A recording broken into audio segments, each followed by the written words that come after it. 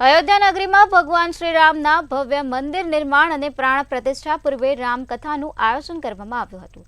પાટણ જિલ્લાના સિદ્ધપુરમાં સમગ્ર હિન્દુ સમાજ દ્વારા શ્રી અમરનાથ મહાદેવના પટાંગણમાં શ્રી રામ ભગવાનની કથા અને મહાયજ્ઞનું આયોજન કરાયું હતું, જેમાં કથાકાર દીપાલી દીદીના સ્વરેથી કથાનું રસપાન અને હિન્દુ સનાતન ધર્મ અંગે લોકોને જાગૃત કરવામાં આવ્યા હતા। શ્રી રામ કથાના પ્રથમ દિવસે શહેરમાં ભવ્ય શોભાયાત્રા નીકાળવામાં આવી હતી।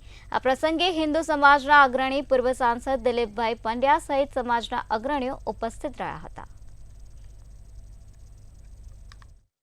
बालक भूख्यो छे, लल्ला भूखा है तो दुग्धपान कराया, फिर भी रोए जा रहे हैं प्रभु। रमकड़ा थी रमाड़े बधी टोटका बधा कर्या, नजर उतारी, आई की फलाई की, इधर की उधर की, इसकी उसकी, सब मेरे लाला के माथे से चली जा। बेनो बहु करे देव।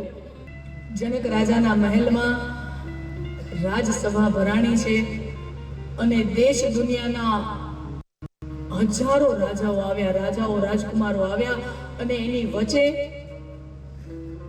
જનક રાજાના એક દૂત ઊભા થઈને કહે છે, બધાયને સૂચના આપે છે, હે નગરજનો,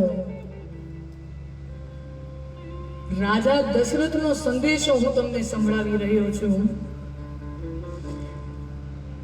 આપણે સૌ જાણીએ છીએ કે આ જનક નંદની સીતાજીનું સ્વયંવરનું આયોજન થયું છે અને એમાં દેશ દુનિયાના રાજાઓ રાજકુમારો આમંત્રિત છે।